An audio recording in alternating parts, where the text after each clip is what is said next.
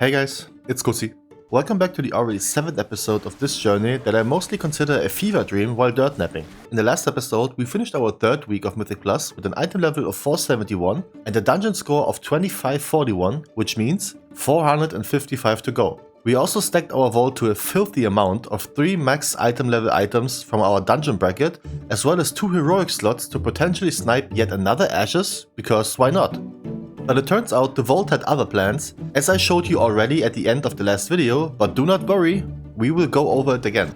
Besides the vault, in this episode we will finally attempt keys beyond 20, in which we will have an unbelievable roller coaster of depleted keys, big damage and dirt naps. So you better make sure you get yourself a drink, get comfy, and you are buckled up because we got less than 500 rating to go. And if you checked out the series and thought, oh, this is so easy, he just times everything by doing nothing, then this is the right episode for you. Cuscendence inbound, baby. Get it? Cause Kusi and Ascendant... Nah, never mind. Roll the intro. Alright, since this episode starts with our 4th week of Mythic Plus, we go right into the fun stuff. But first, Vault. It's just beyond insane how we are able to pull even more items like this from the Vault. To give you guys a quick recap on what I said about this one in the last episode, this thing is best in slot. Nothing shorter than that. The best weapon to get, besides possibly the Ferak mythic version of Rashon, and the absolute highest upgrade we could have gotten from the vault to begin with. So it's official, the vault cannot get any better and we pretty much finished the game. Well, sort of. We still need 455 rating to our name in order to silence all the haters that called me out. You can't do it, little bitch. But turns out, now begins the rough part of this. Because I most likely will not get invited anytime soon with this insanely crappy item level, we need to upgrade items. All of them. Well, most of them. And to furthermore boost our score, we will do our own keys. Now, I'm not certain how big the scaling is, and I also didn't do any 20s on Tyrannical yet, so we will be in for a big surprise surely. So, to lose ourselves up a little, we start with probably the easiest key this season. A Taldazar on a plus 20, since that is the one we got from the vault. And because some of you ask this every now and then, this is the talent build I will running for most of the keys. In some earlier runs you might see that I've opted out for some other utility options, but this is the one I was most happy about. Notice the change to blood talents, since I feel like now would be a good time to squeeze those extra 10% from bite and rip out. I'd rather play with lion strength just because it's more consistent, but if you want to get to 3k, you just gotta get good. Matted Fur and Protector of the Pack also just really help with self-healing yourself in some situations, because we will learn that using your death cooldowns is actually a smart thing. Damn. Also, before we go into action, let's quickly mention this week's affixes, which I'm not a big fan of. Like I said, Tyrannical this week, which means bosses are a pain in the armpit. Along with it, you get some swamp ass with Entangling that will try to lure you in with sexy singles in your area, but you have to be strong and move out of it. And just because healers don't deal with enough bullshit yet, they get bursting, so DPS can go even more ape mode to make their healer's life even worse. But let's get back to the key, which started, well, how to say this, a bit weird? We went downstairs to Razan, like usual on Tyrannical weeks, in order to get Lust going, but our tank really had a different strat to play this boss. While you usually go and hide behind some wall on the fear cast of the boss, he just didn't. There were also a fair amount of adds that didn't need to be there, but that just means more overall damage for your boy, so I won't get mad at that. But to top this wonky pull off, our tank even got caught by Razan's chase, getting his ass chewed out, and just by pure chance, the DPS DH had more threat, so it gave me a few extra seconds to CR the tank, before biting the dust too. After that, our route took us to the plague side of this dungeon, while our tank just pulled with very little regards for our healer to keep up. This monk constantly had to pump between 140 and 200k to just keep us alive. His name even means toothpaste in English, which is sort of fitting since he was the one that kept this dungeon as clean as it was so far. On Vocal, however, things started to change. I gotta be honest, I totally forgot we got an Orc Evoker with us, which obviously means you don't have 1 DPS per totem saddled. So as per usual, we messed up the timing on the totems. And by saying we, I probably mean me. But on the second rotation we got it, and because Toothpaste only had to do about 100k overall, I knew he was fine regardless. You gotta trust in your healers, man. After that we made quick work of the Priestess, nuked our way to 100% trash, which led only Yasma to be left, with the very clear goal in mind to 2-chest the first key of the week. However, rather close to the end of the fight, things got pretty spicy with the rather questionable positioning of the boss. as well as equally as questionable placement of our soul rent, which almost led us to wipe. But still a 2-chester, 17 rating, no items, but a big, bulky and juiced up plus 22 Galakrons fall to our disposal. And this time, for the very first time in this series to be exact, I didn't give in. I stayed queued for this 22 until I found a party that was willing to show me the ropes for higher keys. We interrupt this program to quickly squeeze in a shameless self-plug. If you, by any chance, enjoy this video, you can show it to me by leaving a like or, and you can call me crazy for this suggestion, subscribe to the channel. Either of these is free and it would make this angry German a lot happier. Also, how about we make it a little goal? If we get to 3k subscribers before reaching 3k rating on the Druid, we will have a live stream or two in which we are probably doing some keys or even a raid if there's enough people for it. So, if you're interested in that, ferocious bite the subscribe button and make it happen. Back to the video. And so this begins. A quick reminder to everyone that can't stealth on demand, make sure you got invis pods ready to go. I totally forgot about those, but luckily I don't need them. On the first poll, reality hit me that messing up now will probably cause a disband right away. So I was very much starstruck, if that makes sense, while attempting at 22. I was a lot more worried of not dying than to actually do damage. Also keep an eye on my instant regrowth here, as this is a thing of progress throughout the video. I barely use it now, because I was so busy observing everything going on, but it will get better, I promise. And of course the first death on the run goes to yours truly. I tried to be cheeky while saving some space, but turns out, lights out. Bad decision making on my end for sure. Fortunately, that was the only casualty, so we can move on to the trash that haunts my once happy dreams, and of course, I get targeted by all the dots. But again, probably could have survived by using defensive utility, so I only blame myself for that one again. On the second boss, however, I once again need you guys that do higher keys in general to enlighten me. I was always in belief that you want to dispel one of the debuffs ASAP to trigger one halo first and then just let the other one run out to make sure that there isn't too much damage incoming at once. Is this just a thing on lower keys or do you actually just let them go off together? Because that is what killed me here for sure. I stayed in the light side hoping for a quick dispel, but our healer just kept them running. And obviously I'm not gonna sit here and rage about it, since I'm the unexperienced dumbass in this group. But for the second boss in a row, we died and got CR to finish it. Guess so far it's pretty much on brand for us. On the third boss however, I got another reality check real quick. And reality came in form of corrosion. When it targets you, make sure you get yourself some sort of defensive rolling, cause look at my HP just from this unavoidable hit. Dead and healthy, and lesson learned for sure. Now on phase 2 of the boss, apparently you want to keep the corrosion on you for the entire duration of the Necrotic Winds cast, which also hurts by the way, so yet again, defensive cooldown for that. Cause moving too much here may stress out the other party members, so they maybe get hit. Granted, the shaman gave it to the tank in time, but unfortunately they did what we call in Germany a Doppelpass, and he just received it back, hence why he died there. Full wipe, but we still look very healthy on the clock, so no biggie, go again. This time the first winds went better, but on the second I died. Even in bear form. Potion on cooldown as well as barkskin, but yeah, survival instincts was up. So I could have easily lived this, which also got pointed out to me by the monk mid-fight.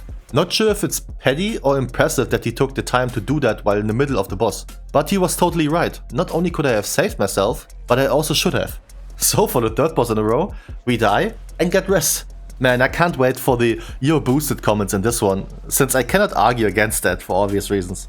Now still over 9 minutes for the boss, which should be doable by all means. But no CR this time, so we better focus up or we will face the wrath of Tonikor soon. But this time, it wasn't this druid that died. Our boomkit flopped over after getting hit by Earth Surge, and on this boss, this is really bad.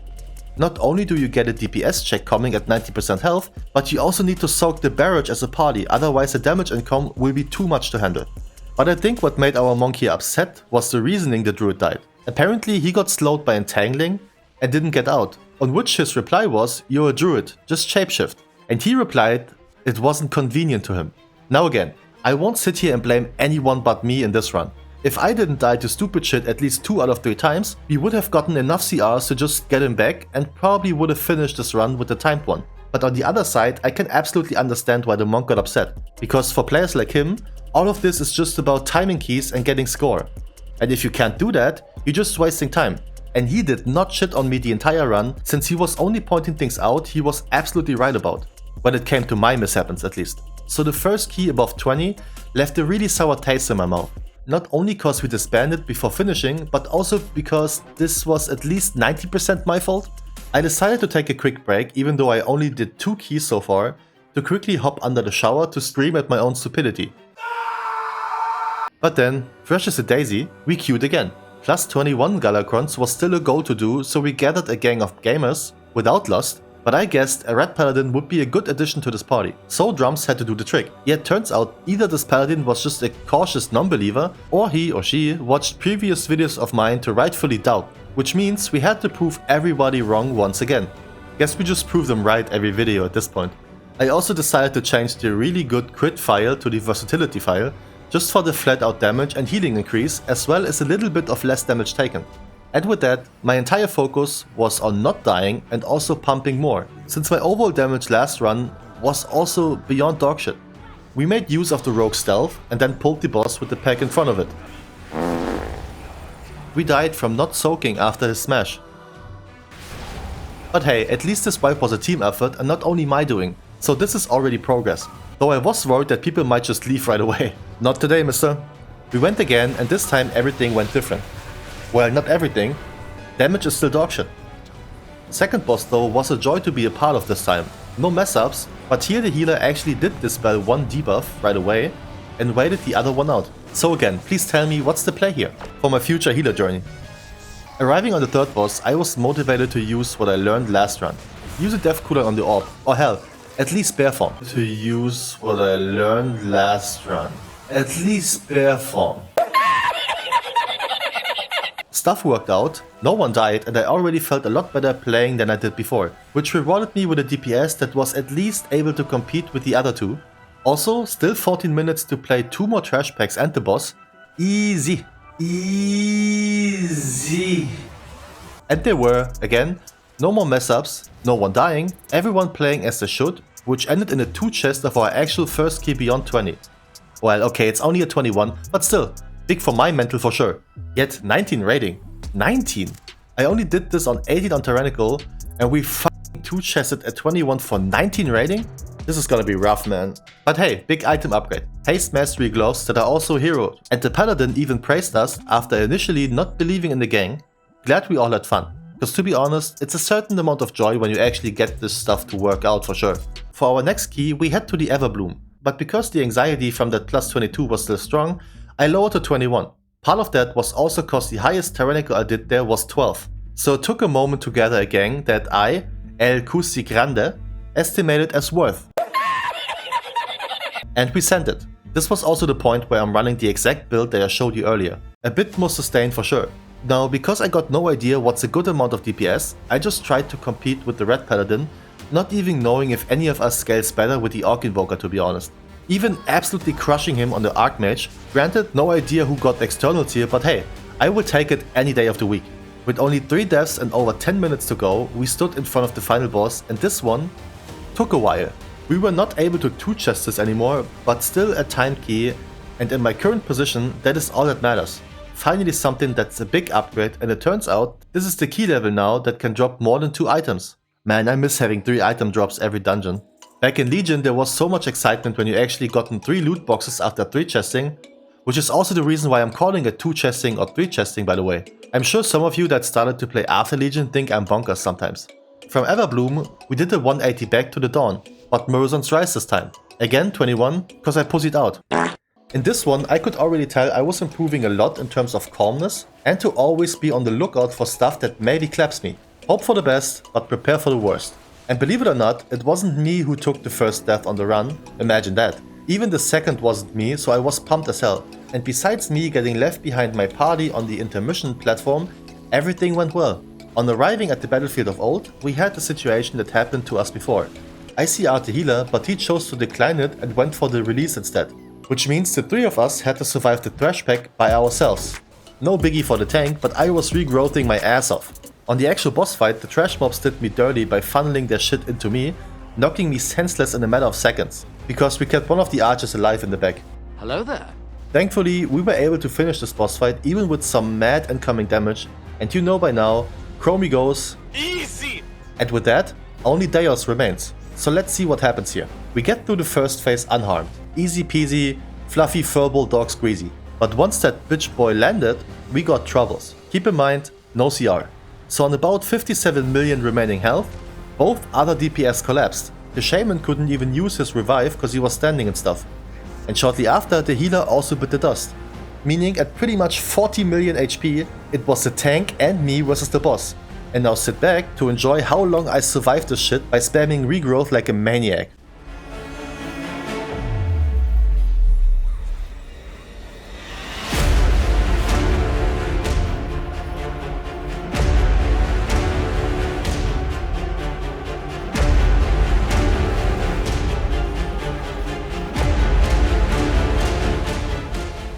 Only 500k remaining for the tank to deal with, the rest is up to you, buddy. And of course, he did decay things, leading to another whooping 16 score? Yay. But more importantly, I felt good. Not only was I able to compete with the 485 Fury Warrior in damage, which I'm not sure if this says more about him than about me, but I was useful till the very end. Could I have survived my first death on the battlefield? Sure. But I'm still learning and I feel like we jumped a lot higher when it comes to mental preparation for future keys already. But with this, we will end the 7th episode of our 0 to 3k journey. A little teaser for you, we will return to Galakrond's plus 22 in the next chapter to potentially redeem ourselves, or to make it even worse. Make sure you don't miss that one. But as usual, I wish you the most fantastic day whenever you see this, and I will catch you in the next one. Peace.